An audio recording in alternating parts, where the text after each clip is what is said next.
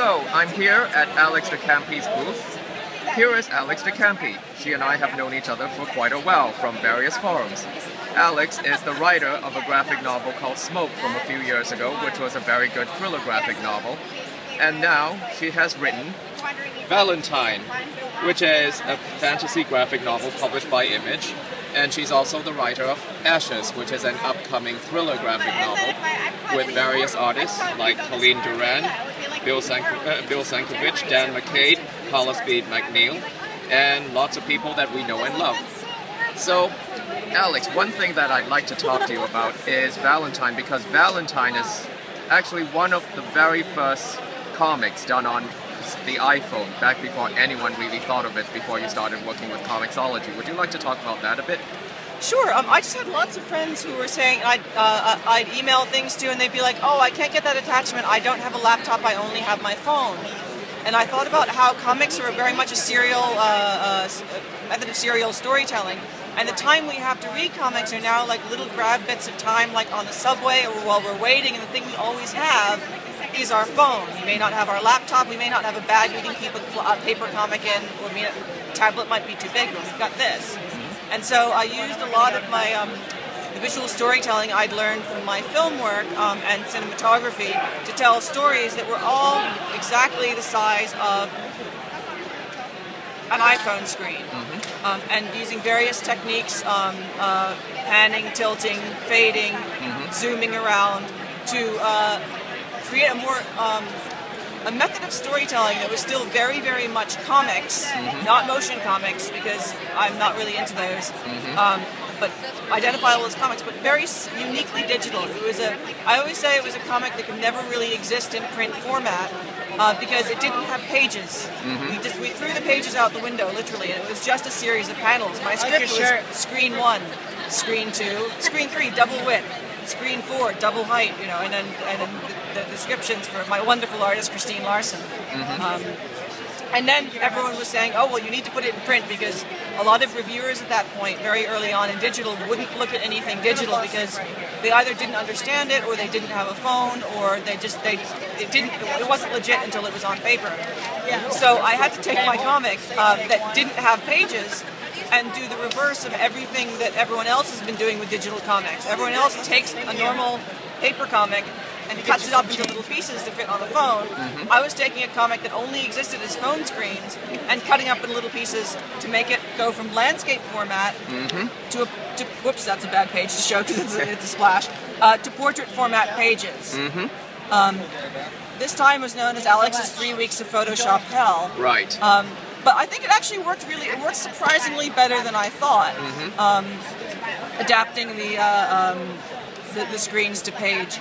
I think part of it was because I'd written so many standard comics anyway. There was still a very similar sense of pacing, and the number of screens that fit on a page were contained the same amount of story pacing as they would if they were on a page. And we have splashes and all sorts of stuff in here. I really love Valentine. It's a classic supernatural thriller, full of cliffhangers and lots of action. That's why it was such a uniquely suited story to phones, because after there's a cliffhanger in the middle of every episode, there's a cliffhanger at the end of every episode. And like I said, the most amazing thing, which everyone forgets, is that you were doing this when phones and the very idea of reading anything on a phone was still like in its infancy. That was still a totally new idea at the time. Well, I remember I actually wanted to start doing it much earlier, when phones were much more primitive, doing little portrait form, like back when there were just little portrait format gray screens, doing black and white comics that were like 12 panels, like old newspaper strips. And I would talk to publishers, and they would be like, why would you want to do anything on a phone? Nobody will ever read anything on a phone.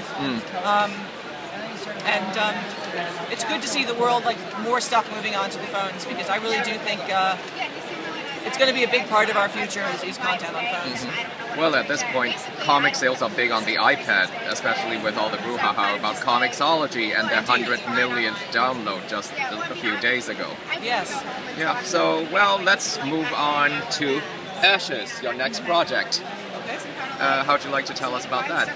Well, I wrote a book some time ago, back when the comic market was much better and the economy was better, called Smoke, and it was my first major graphic novel, and I was lucky enough to be nominated for an Eisner. I deservedly lost to Grant Morrison, who was nominated that same year for Seven Soldiers, which was a better book. And then I never did follow-up. The publisher then shifted their focus to more licensed properties and more horror books rather than thrillers like mine. But I never really finished the story, and I kind of felt like there was this emptiness in my soul that I needed to resolve what happened to these characters. And so over the course of about 3 years, I wrote a sequel. I'm slow. And that became Ashes. It's actually completely standalone. You don't need to have read the old book or know anything about it. I put it on Kickstarter to raise money to pay my artists, and we were really successful. We aimed for $27,000, which was a lot of money, and we actually got $32,000. So we're nearly done the book now, and we have a wonderful group of artists involved. Bill Sienkiewicz agreed to do a whole painted section at the end. R.M. Guerra, who does Vertigo Scalp, and it's just a really wonderful human being, agreed to do a big section of the book. Carla Speed McNeil, Colleen Duran, other wonderful human beings. And we're getting some great talent on covers. I mean, Ava Busia who did this skull cover. Right. Is a digital artist, digital painter from San Francisco, who I met while working on the project. She was recommended to me, and she's done one of the most memorable images for the entire book. Coop, the pinup artist, has done the cover to the issue after this one, with a pinup of a girl on the fuselage of an airplane, like old nose cone art, which is really sexy and wonderful.